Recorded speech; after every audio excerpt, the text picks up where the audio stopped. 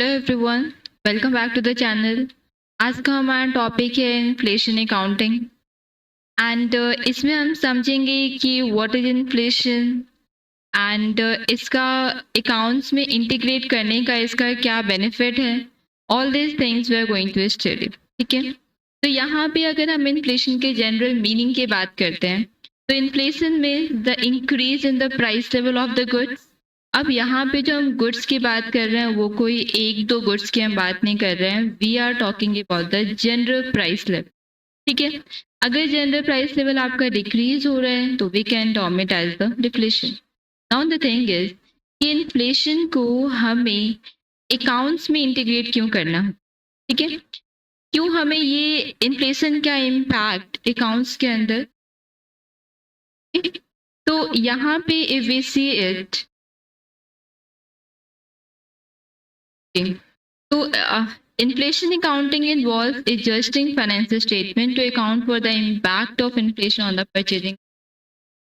इसका मतलब क्या है, यहाँ पे हम ये देखना चाहते हैं कि जो इन्फ्लेशन का इम्पैक्ट है एक्चुअली क्या होता है। जब हम फाइनेंशियल स्टेटमेंट्स बनाते हैं, profit and loss account, balance sheet etcetera, तो वहाँ पे हम जनरली हिस्टोरिकल कॉस्ट को यूज करते हैं, right.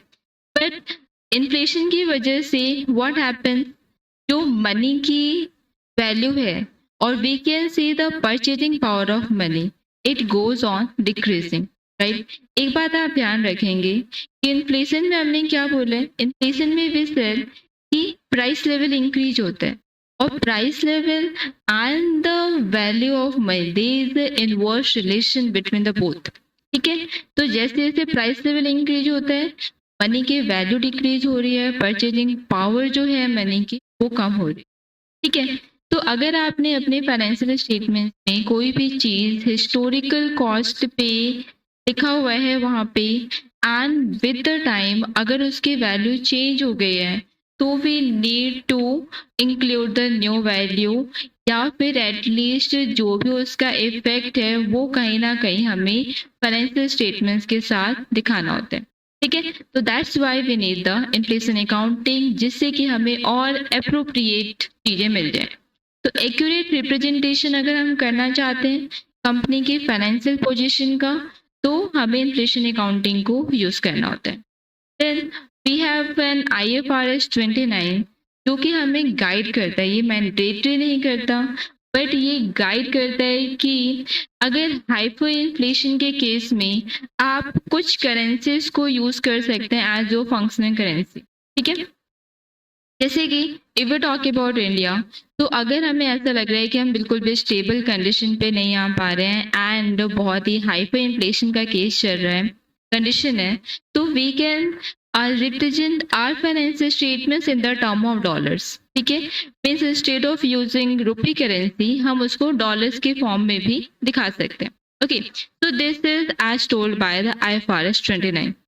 Now moving on to the methods of inflation accounting. Methods of inflation accounting again बहुत important है। ठीक है, inflation accounting के क्या क्या methods हैं, किसमें आप कैसे कैसे काम करने वाले हैं, it's a very good question, is very important. ठीक है, चलते हैं फर्स्ट पे। फर्स्ट हमारा टेक्निक क्या है, करेंट परचेजिंग पावर टेक्निक। इसको थोड़ा सा अगर ब्रेक करते हैं नेम को, तो purchasing power it means again हम वही बात कर रहे हैं, इन्फ्लेशन की बात कर रहे हैं या वैल्यू ऑफ मनी की बात कर रहे हैं। तो इसमें हम क्या करते हैं, इसमें हम जनरल प्राइस इंडेक्स को use. Now what is price index, ये आप सबको पता होगा। General price index we can say ये दो टाइप्स का हो सकता है। एक होता है आपका consumer price index, wholesale price index, retail price index, ये सारी चीजें इसके अंदर ही आती हैं।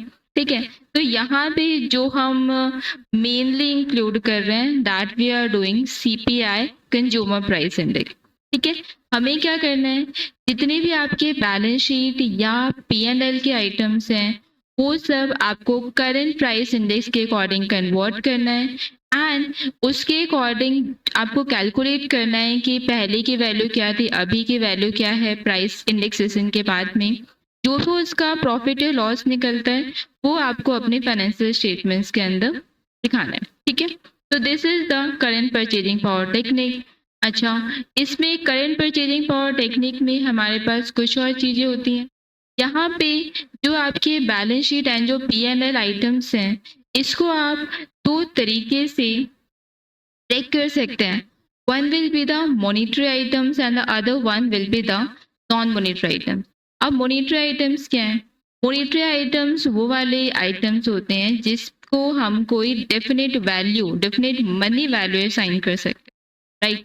सपोजिंगली आपने क्रेडिट सेल किया है एंड आपके जो अकाउंट्स रिसीवेबल हैं उसकी जो फिगर है that's going to be the same अगर आप उसे अभी पे करते हैं या 6 मंथ्स बाद पे करते हैं।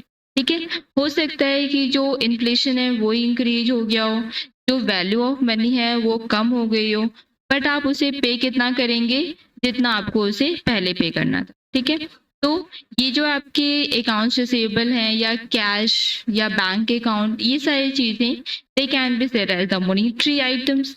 नॉन मॉनेटरी आइटम जिसको आप कोई परफेक्ट मॉनेटरी वैल्यू असाइन नहीं कर सकते, सपोजिंगली आपके बिल्डिंग्स की वैल्यू, तो बिल्डिंग्स की इन्वेंट्री की value at the starting of the year कुछ और थी, राइट? बीच में आपने ये ट्रांजैक्शन कर रहे हैं, मार्केट वैल्यू इंक्रीज डिक्रीज हो रही है, all the things are going on, तो एट द एंड आपकी जो इन्वेंट्री जो है आपके पास उसकी वैल्यू डिफरेंट है, राइट? तो all these are the things non monetary items. Next होता है आपका replacement cost accounting technique. Replacement cost accounting technique में क्या यूज करते हैं? इसमें हम यूज करते हैं स्पेशल प्राइसिंग। इसमें क्या होता है, जो आपने हमने इसमें लिया था और टेक्निक के अकॉर्डिंग, उसमें भी talk about the general price index. General price index में वी हैव अ प्रॉब्लम कि इसमें जब हम प्राइस इंडेक्स को यूज करते हैं तो ये price index is for everything, ठीक है ना, ये एक एवरेज होता है, बट इट इज पॉसिबल कि जो जनरल प्राइस इंडेक्स है वो हमारी कमोडिटीज के ऊपर, हमारे एसेट्स के ऊपर अप्लाई नहीं कर रहा। सपोज जनरल प्राइस इंडेक्स के अकॉर्डिंग यू कैन से कि इन्फ्लेशन का कंडीशन है, the value is increasing, right? But जो आपकी मशीनरी है, जो आपके पास एसेट्स हैं, उसकी वैल्यू कम हो रही है। It's quite possible, okay? तो यहाँ पे हम रिप्लेसमेंट कॉस्ट अकाउंटिंग टेक्निक में we don't use the general price index, we are using a price index that is specifically applicable to the type of assets, the type of things that you have in your business। ठीक है, जो चीजें आपके पास में उस category में क्या include हो रहा है वो हम यहाँ पे इंक्लूड करते हैं एंड उस प्राइस इंडेक्स को यूज करके हम balance sheet and P&L items को कन्वर्ट करते हैं and then accordingly we do it. Then next है हमारे पास करंट वैल्यू अकाउंटिंग टेक्निक। इसमें आप क्या करते हो, मार्केट वैल्यू को लेते हो, राइट? एंड जो भी आपके बैलेंस शीट आइटम्स हैं उसको हम रिप्रेजेंट करते हैं only at the current market value जो कि अभी मार्केट में चल रहा है। ठीक है, तो that is the current value accounting method, right? Now fourth one हमारे पास है current cost accounting technique. Current cost accounting technique में हम क्या लेते हैं, करंट कॉस्ट या replacement. Now what is the replacement? Replacement cost का मतलब ये है कि आप अपने एसेट्स को किस वैल्यू पे रिप्लेस कर सकते हो। रिप्लेस करने का मतलब ये है कि if you have a machinery जो आप 3 इयर्स यूज़ कर चुके हैं एंड सपोजिंगली जो उसका यूजफुल लाइफ है वो 10 इयर्स है, तो आपको अभी उसे 7 इयर्स और यूज़ करना है। अगर आप उस 3 इयर्स यूज मशीन को रिप्लेस करना चाहते हैं then you need a machine of the type जो कि वैसा ही हो, मतलब वो 3 इयर्स पहले से यूज्ड हो, अगले 7 इयर्स चल जाए, राइट? तो that will be the complete replacement cost. ठीक है, तो रिप्लेसमेंट कॉस्ट में जैसा भी एसेट आपके पास है, अगर आप उसको रिप्लेस करना चाहते हैं तो उसी कंडीशन पे आप उसे कितने पे परचेज कर सकते हैं, that is the replacement cost. ठीक है, तो यहाँ पे हम करेंट कॉस्ट अकाउंटिंग टेक्निक पे मार्केट वैल्यू नहीं लेते हैं, यहाँ पे हम क्या लेते हैं, रिप्लेसमेंट कॉस्ट। और जब हम यहाँ पे लेते हैं तो यहाँ पे आपको balance sheet and P&L item दोनों को we are seeing, we are checking out the replacement cost और उसके अकॉर्डिंग हम इसको कन्वर्ट करते हैं, राइट? तो मेथड्स ऑफ इन्फ्लेशन अकाउंटिंग में we have these 4 methods. I hope ये आप सबको क्लियर है। ठीक है, करंट परचेजिंग पावर में जनरल प्राइस इंडेक्स होता है, मॉनेटरी नॉन मॉनेटरी आप लोग याद रखेंगे यहाँ से। Replacement cost accounting special price, इसमें करंट वैल्यू में मार्केट वैल्यू लेना होता है और करंट कॉस्ट में बेसिकली रिप्लेसमेंट कॉस्ट। ठीक है, चलो, moving on to the moving on to the questions now. First question is, which of the following statement best describes inflation accounting? Inflation accounting को क्या चीज अच्छे से डिस्क्राइब करती है? First one is the adjusting financial statements for changes in accounting policies. Financial statements को यहाँ पे अकाउंटिंग पॉलिसीज से we are not doing it. D option है आपका इम्पैक्ट ऑन इन्फ्लेशन. सी है changes in tax regulation and D is market fluctuation. तो यहाँ पे जो करेक्ट आंसर होना चाहिए that should be the B one. Because inflation accounting में हम इम्पैक्ट ऑफ इन्फ्लेशन को चेक करते. Okay, second question, which method of inflation accounting adjusts financial statement to reflect the current purchasing power of money? So the answer is historical cost, no. Fair value भी नहीं, market value भी नहीं. The answer will be constant dollar accounting. And constant dollar accounting क्या होता है इसको हम यहाँ से चेक कर सकते हैं. Constant dollar accounting is similar to the first method that we were studying, current purchasing power technique. ठीक है, इसमें भी आप कंज्यूमर प्राइस इंडेक्स को यूज करते हो और यहाँ पे हम कोई monetary items cash and cash equivalent में कोई एडजस्टमेंट्स नहीं करते. ठीक है, तो constant dollar accounting is very much similar to that one और बिकॉज यहाँ पे वो ऑप्शन नहीं था तो we are doing it as constant dollar. Okay, next है आपका under constant dollar accounting which item on the balance sheet is typically restated. किसको आप रीस्टेट करते हैं किसमें बहुत ज़्यादा चेंजेस की रिक्वायरमेंट होती है? आंसर विल बी कैश नहीं होगा, अकाउंट रिसीवेबल नहीं होगा, इन्वेंट्री पे भी होता है, but the most appropriate answer will be the property plant and equipment. ठीक है, इसके वैल्यू को हमें एडजस्ट करना होता है. Now fourth question, which financial statement is most directly impacted by inflation adjustment under current purchasing power? ठीक है, कौन सा फाइनेंशियल स्टेटमेंट बहुत ज़्यादा अफेक्ट होता है? I told you about the inventory. Income statement है, statement change in equity, cash flow, balance sheet. तो इसमें अगर आप देखते हो तो cash flow statement is completely not applicable here. Okay, and income statement, statement of change in equity and balance sheet. यहाँ पे जो आपका कैश फ्लो स्टेटमेंट है वो तो बिल्कुल भी अफेक्ट नहीं होगा. ठीक है, balance sheet and income statement and ये जो है आपका this one statement of change in equity, इसमें से सबसे ज़्यादा किस पे अफेक्ट होता है we have to look at that. तो ऑलरेडी वी डिस्कस्ड कि इन्वेंट्री पे बहुत ज़्यादा इफेक्ट होता है ऑफ द इन्फ्लेशन. ठीक है, कैसे इम्पैक्ट होता है? सी, हमारे पास ना कुछ मेथड्स हैं इन्वेंट्री वैल्यूएशन के. क्या क्या मेथड्स हैं? We have the FIFO method and the LIFO method. FIFO method में क्या होता है? First in first out. First in first out का मीनिंग क्या है? अगर आप फीफो मेथड को यूज़ कर रहे हैं तो इसमें जो आपका क्लोजिंग स्टॉक होगा उसमें कौन सा स्टॉक रह जाएगा? जो आपने बिल्कुल लास्ट में परचेज किया, राइट. एंड अगर आपका इन्फ्लेशन का कंडीशन है तो जो आपने लास्ट में परचेज किया होगा, लास्ट में परचेज किया it means that will be at high cost. ठीक है, तो इन्वेंट्री क्लोजिंग स्टॉक की वैल्यू ज़्यादा होगी. Then last in first out का मतलब क्या है कि लास्ट में आए लेकिन सबसे पहले आपने उसको सेल आउट कर दिया, राइट. तो जो आपका क्लोजिंग स्टॉक होगा वो उसमें कौन सी वैल्यू होगी? उसमें वो वाली वैल्यू होगी जो आपने कभी परचेज किया होगा एट लोअर कॉस्ट कंपैरेटिवली. ठीक है, तो इनकम स्टेटमेंट पे ये कॉस्ट वगैरह का बहुत ज़्यादा कॉस्ट ऑफ सेल्स में डिफरेंस आ जाता है. देन आप जो फिक्स्ड एसेट का वैल्यूएशन लेते हैं आफ्टर इंडेक्सेशन तो उसमें डेप्रिसिएशन का पार्ट भी इंक्लूड होता है, राइट. तो सबसे ज़्यादा इफेक्ट कौन सा होता है? इनकम स्टेटमेंट होता है. इक्विटी पे कोई चेंज नहीं आएगा, बैलेंस शीट पे भी अफेक्ट होगा because of the income statement, but सबसे ज़्यादा होगा टू द इनकम स्टेटमेंट. ठीक है, good question. Next question is, which of the following is challenge associated with inflation accounting? Inflation accounting में हमें कौन सा challenge यूज होता है? तो first one is requires use of fair value for all the assets. तो fair value यहाँ पे हमारे पास नहीं है.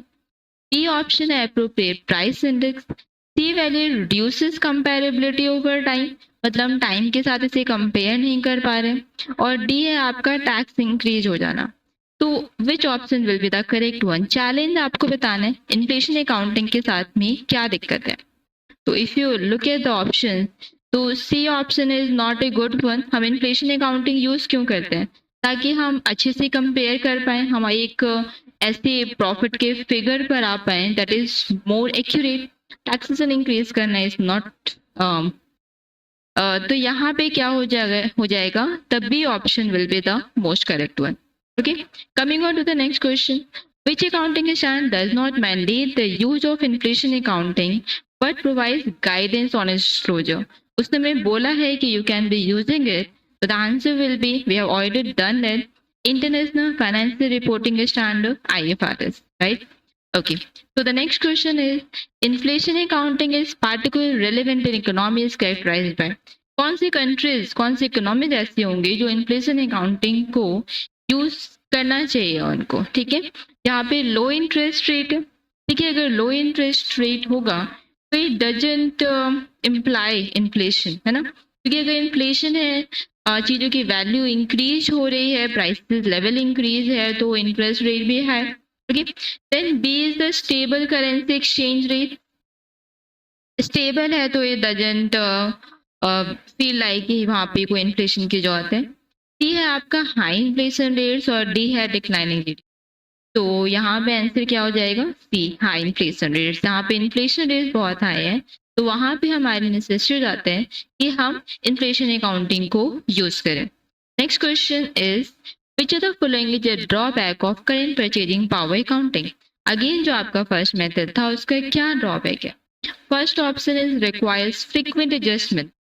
Second is ignores the impact of inflation, जो कि बिल्कुल गलत है। इन्फ्लेशन को ही हम यहाँ पे चेक करते हैं। Difficult to implement, no. Then not suitable for long term assets, long term assets के लिए आप इसे यूज करते हैं। तो the answer will be frequent adjustment. Frequent adjustment हम किसकी बात कर रहे हैं? Basically for the inventory. Okay, then the next is which method of inflation accounting is just financial statement based on the assumption that money's purchasing power declines over time. Now this what is important here, जो money की purchasing power है वो time के साथ क्या हो रही है? डिक्लाइन हो रही है। What we can use here? Constant purchasing power accounting. ठीक है, okay. Then question, which financial statement is typically unaffected by inflation accounting adjustment? किस पे बिल्कुल भी अफेक्ट नहीं होता है? ठीक है, तो इनकम स्टेटमेंट पे तो अफेक्ट होता है, कैश फ्लो पे नहीं होता, statement of change in equity पे भी थोड़ा बहुत हल्का फुल्का इफेक्ट आ सकता है, बैलेंस शीट पे इनकम की वजह से इस पे बिल्कुल नहीं आता, कैश फ्लो स्टेटमेंट पे बिल्कुल भी इफेक्ट नहीं आता बिकॉज वो ऐसे वैल्यूज हैं जो मॉनिटरी वैल्यूज हैं एंड उसमें कोई चेंज नहीं होगा, उसमें हम इंडेक्सेशन भी नहीं कर सकते। Next question, under inflation accounting which item on the income statement is adjusted to reflect the impact of inflation? Now हमने पिछले क्वेश्चंस में डिस्कस कर लिया है कि इनकम स्टेटमेंट इन्फ्लेशन अकाउंटिंग की वजह से बहुत ज़्यादा इफेक्ट होता है। Now what is the item on the income statement जिसकी वजह से बहुत ज़्यादा इम्पैक्ट आता है? The answer would be sales revenue तो नहीं होगा, डेप्रिसिएशन पे भी असर होता है बट बहुत ज़्यादा नहीं, and other operating expenses are okay, बस सबसे ज़्यादा जो होता है that is on the cost of goods sold, and again why? Due to the inventory valuation methods, the FIFO and the LIFO methods. ठीक है, 12th question, inflation accounting aims to provide a more dash representation of financial statement. तो inflation accounting से हम क्या M करते हैं? हमारा जो रिप्रेजेंटेशन होना चाहिए that should B and accurate. Now 13 question, which of the following is an advantage of inflation accounting? Inflation accounting का benefit, first one is simplifies financial reporting, not at all. Financial reporting और हमारा थोड़ा सा work increase हो जाता है यहाँ पे। Reduces the need for audits, again no, audit की तो नेसेसिटी तब भी है। Improves comparability over time and increases taxation. The answer will be C, improves comparability, because यहाँ पे हम प्रॉफिट के फिगर्स को अच्छे से कंपेयर कर पाते हैं। ठीक है, मोर एक्यूरेट तरीके से कंपेयर कर पाते हैं। Next question is which of the following is a characteristic of a monetary item under inflation account? monetary item का क्या characteristic है? subject to depreciation. monetary items कौन से होते हैं? monetary items वो होते हैं जिसको आप एक perfect money value assign कर पाए। ठीक है, now monetary items if it is subject to depreciation, तो हम एसेट्स की बात करें, fixed asset, okay, and fixed assets are not coming under monetary category. Maintains is nominal value. C है adjusted for changes in purchasing power. Okay, नहीं करते हम monetary items को थोड़ा बहुत एडजस्ट कर सकते हैं, ज़्यादा एडजस्टमेंट की रिक्वायरमेंट नहीं होती है. Requires frequent revaluation. No, monetary items में क्या है कि इसकी वैल्यू कांस्टेंट टाइप रहती है, तो the B option will be most correct one. Now next question, which are the following is a non monetary item. Non monetary items कौन सा है, कौन सा है इसमें से non monetary item? Inventory. Okay, now 16 question, which method is used to adjust historical cost for the change in the general price level. हम historical cost को general price level के according किस method से adjust करते हैं? Indexation, revaluation, depreciation या amortization?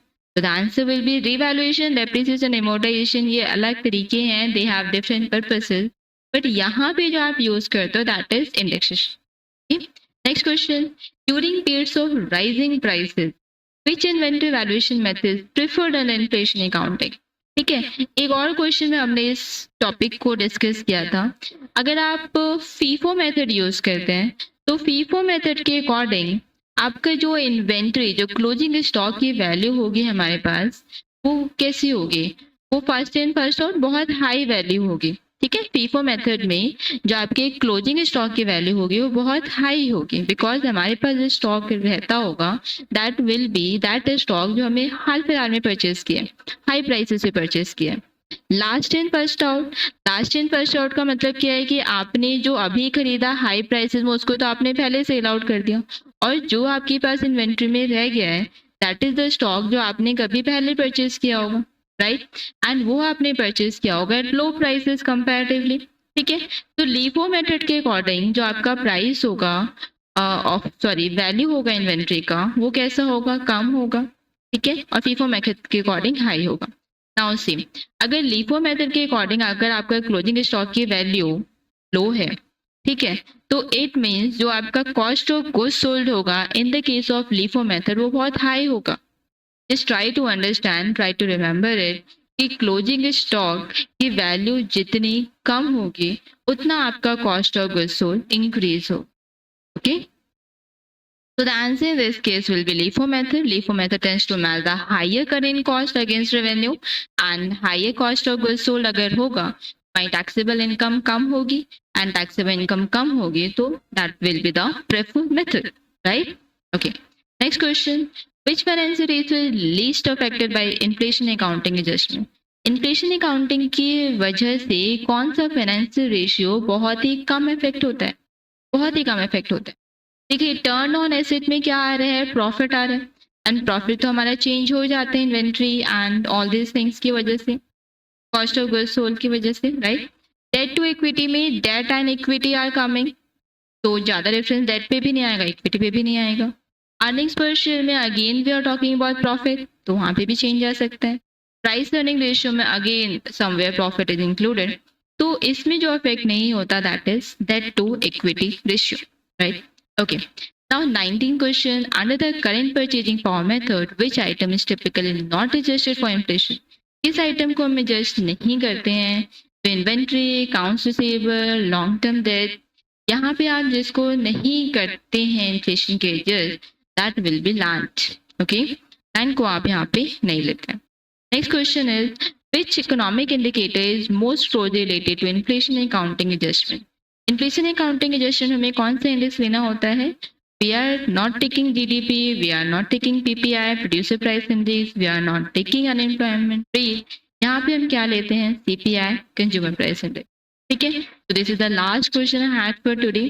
Okay, and I hope these questions are will prove beneficial. ठीक है, अगर आप ये कर लेंगे तो आपको चैप्टर के बारे में एंड प्रैक्टिस हो जाएगी for the questions, right. And if you like the information, just subscribe the channel. Okay? And जो हमारा नेक्स्ट होगा that we'll be doing about human resource accounting.